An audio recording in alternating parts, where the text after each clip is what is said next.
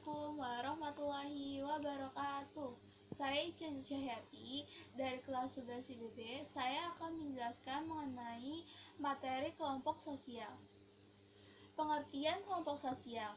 Menurut Surjano Surkanto, kelompok sosial adalah himpunan atau kesatuan manusia yang hidup bersama. Anggotanya saling berhubungan, saling mempengaruhi, dan memiliki kesadaran untuk saling tolong-menolong. Syarat kelompok sosial yang pertama, memiliki pola interaksi. Yang kedua, pihak yang berinteraksi mendefinisikan dirinya sebagai anggota kelompok. Yang ketiga, pihak yang berinteraksi didefinisikan oleh orang lain sebagai anggota kelompok.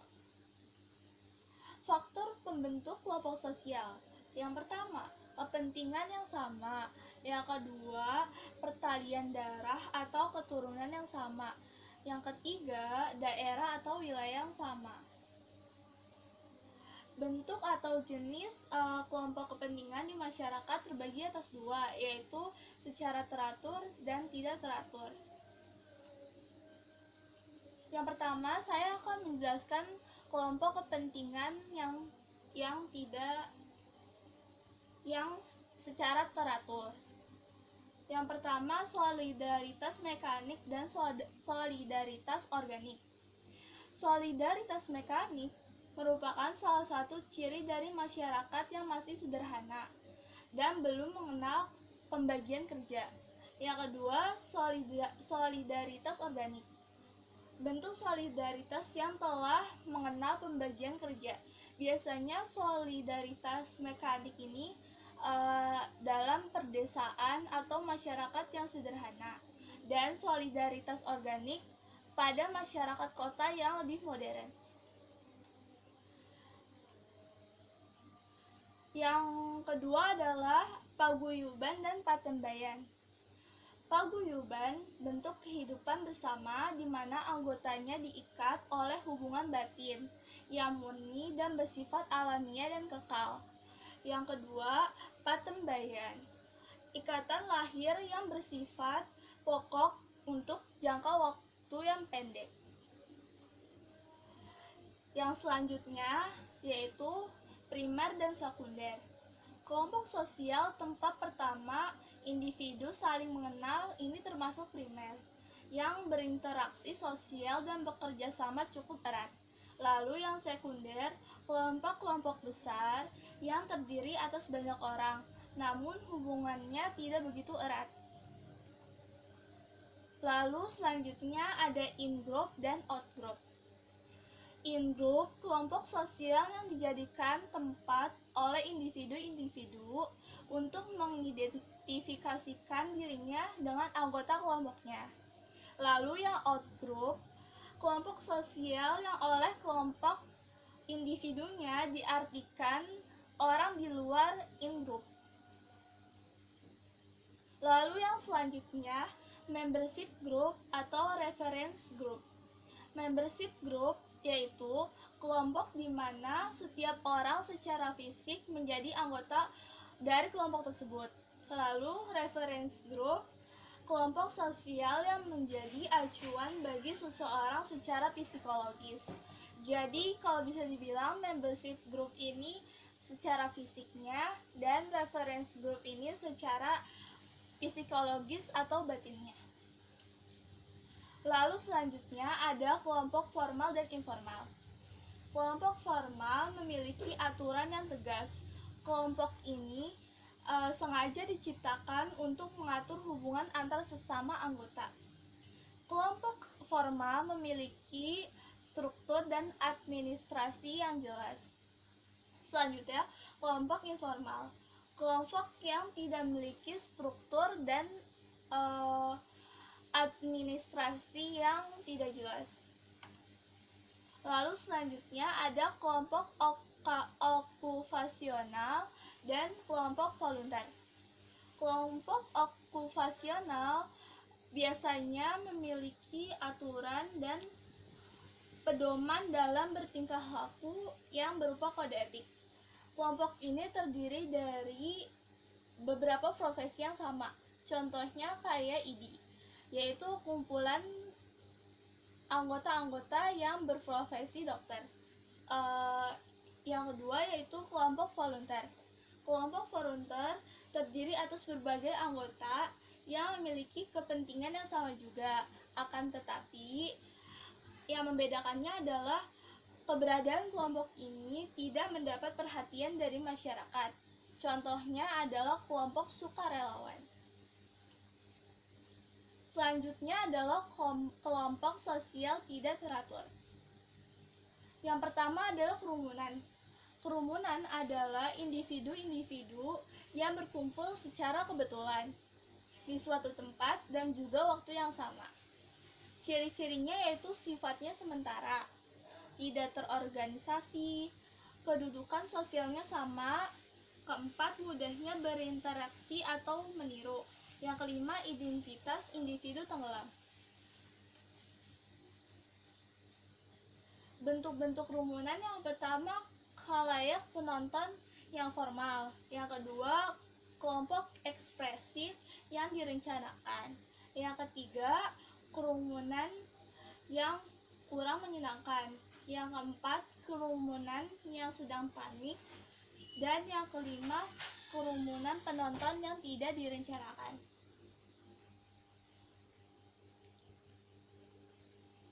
Lalu selanjutnya yang kedua adalah publik. Publik adalah kelompok yang bukan merupakan kesatuan.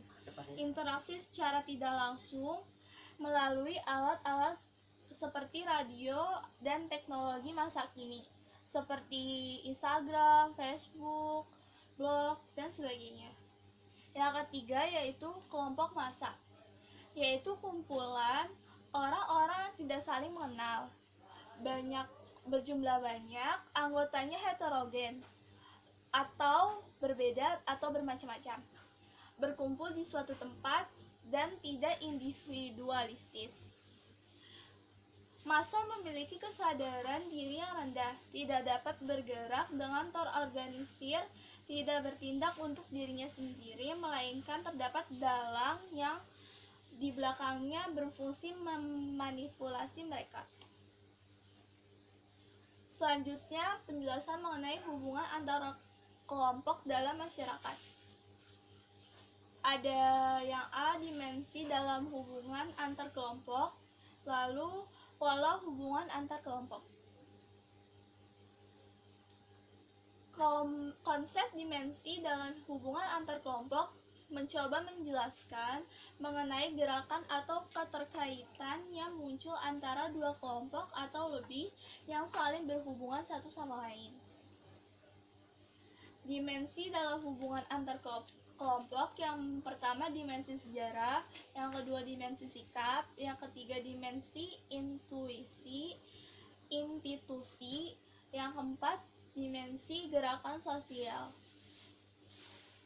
Pola hubungan antar kelompok, yang pertama akulturasi, penyatuan dua budaya atau lebih sehingga menghasilkan budaya baru, akan tetapi tidak menghilangkan budaya aslinya. Yang kedua dominasi, yang terjadi bila suatu kelompok atau ras lebih mendominasi daripada kelompok atau ras yang lainnya, bisa memunculkan genosida, pengusiran, perbudakan, segregasi, dan asimilasi. Lalu yang ketiga paternalisme, yaitu bentuk dominasi kelompok ras pendatang atas kelompok ras pribumi. Lalu yang keempat ada integrasi, suatu pola hubungan yang mengakui adanya ras dalam masyarakat, tetapi tidak memberikan perhatian khusus pada perbedaan ras tersebut.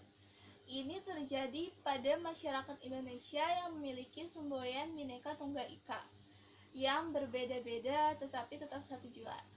Lalu yang terakhir pluralisme, suatu pola hubungan yang mengakui adanya persamaan hak politik dan hak perdata masyarakat. Akan tetapi, pola hubungan itu lebih terfokus pada kemajemukan ras daripada integrasi sosial. menjelaskan dinamika kelompok sosial. Fungsi dinamika kelompok, indikator pengukur dinamika kelompok sosial, faktor yang mempengaruhi perkembangan kelompok sosial, dan penyebab masalah dalam kelompok sosial. Yang pertama, fungsi dinamika kelompok, yaitu menciptakan kerja sama di antara anggota kelompok, sehingga akan menguntungkan satu sama lain. Lalu, memudahkan menyelesaikan pekerjaan yang ada. Yang selanjutnya, memberikan kesempatan kepada semua orang untuk memberikan pendapat atau gagasan yang dimilikinya. Indikator pengukur dinamika kelompok sosial. Yang pertama, adaptasi anggota di dalam kelompok. Yang kedua, pencapaian tujuan kelompok. Faktor yang mempengaruhi perkembangan kelompok sosial terbagi atas dua, faktor internal dan faktor eksternal. Faktor internal atau dari dalam, contohnya konflik antar individu atau sebagai akibat adanya ketidakseimbangan kekuatan dalam kelompok tersebut. Lalu yang faktor eksternal, contohnya perubahan situasi atau keadaan di mana kelompok tersebut hidup. Penyebab masalah dalam kelompok. Yang pertama, dalam jangka waktu yang lama mengalami frustasi, adanya ketersinggungan, merasa dirugikan, muncul ancaman yang berasal dari luar, adanya perlakuan yang tidak adil, lalu bidang-bidang yang bersifat sensitif terkena imbasnya. Sekian dari saya, mohon koreksinya apabila ada kesalahan. Kurang lebihnya mohon maaf. Terima kasih. Wassalamualaikum